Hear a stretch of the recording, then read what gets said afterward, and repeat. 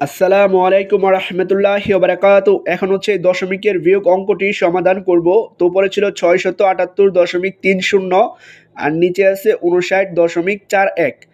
তো উপরের সংখ্যা থেকে নিচের সংখ্যা বিয়োগ করব। তো সাধারণ যে বিয়োগ করে করতাম আমরা ঠিক সেই নিয়মটাই করব, শুধু দশমিকের জায়গায় দশমিকটা বসাই দিব। তো উপরে আছে, ডান পাশ থেকে শুরু করব, 0 আর নিচে আছে 1। বিয়োগের ক্ষেত্রে উপরের সংখ্যা ছোট হইলে আর সেটা যদি 0 থাকে তাহলে তাকে 10 ধরতে হয়। তো 10 থেকে 1 বিয়োগ করলে হবে হচ্ছে 9। যেহেতু 0কে 10 ধরেছি তো হাতে আছে 1। কোনো সংখ্যাকে কোনো কিছু ধরলে হাতে 1 থাকে, সে হাতের একটা নিচে চলে যাবে। তো 4 আর হাতের 1-এর সাথে ওই হাতের একটা যোগ হবে 4-এর সাথে। 4 আর হাতের 1 হয় হচ্ছে 5। তো নিচে আছে এখন 5 আর উপরে ছিল 3। 3 যেহেতু ছোট তো 3কে ধরবো হচ্ছে 13। 13 থেকে 5 বিয়োগ করলে হবে হচ্ছে 8। তারপরে দশমিক ছিল, দশমিক দিয়ে দিব। যেহেতু 3কেও আমরা 13 ধরেছিলাম তো হাতে আছে 1, হাতের একটা যাবে নিচের ঘরে। তো 9 আর হাতের 1 হয় হচ্ছে 10। তো নিচে এখন আছে 10 আর উপরে আছে 8। তো 8টা ছোট, যেহেতু ছোট তাহলে হচ্ছে 8কে 18 ধরবো। 18 থেকে নিচের 10 বিয়োগ করলে হবে হচ্ছে 8।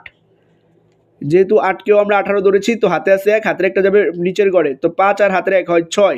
7 থেকে 6 বিয়োগ করলে হবে হচ্ছে 1। তারপরে হচ্ছে নিচে কিন্তু এখন আর কিছুই নাই, কারণ 7কে কিন্তু আমরা কিছুই ধরি নাই। তো উপরে 6 ছিল, সেই 6টা আমরা এখানে বসাই দিব। তো 618.89 এটাই হচ্ছে এই দশমিকের বিয়োগ অঙ্কটির সমাধান।